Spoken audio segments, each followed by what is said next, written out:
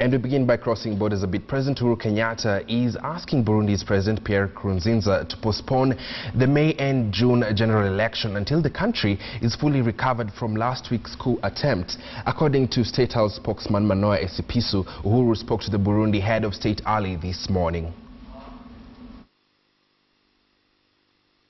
President Uhuru Kenyatta has told Burundi's President Pierre Nkurunziza to postpone the elections previously scheduled for May and June after last week's failed military coup.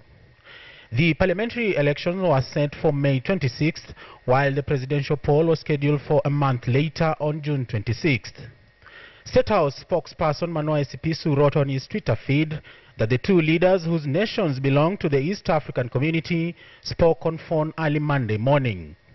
The two leaders, together with other East African heads of state, were together in Arusha, Tanzania, when the coup attempt in Bujumbura took place.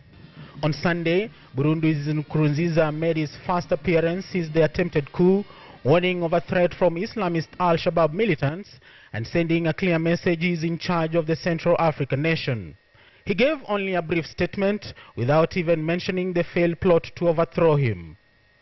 A group of top generals on Wednesday last week launched a bid to oust Nkurunziza while he was on a state visit to neighboring Tanzania after weeks of deadly street protests over his controversial bid to stand for a third term in office.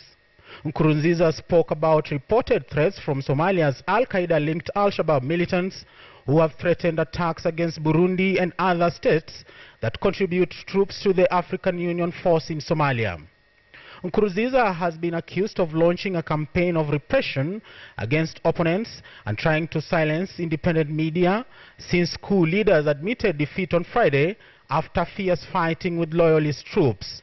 17 alleged plotters appeared in court on Saturday, including a former defense minister and 2 top police commissioners, to face accusations of attempting to overthrow the state.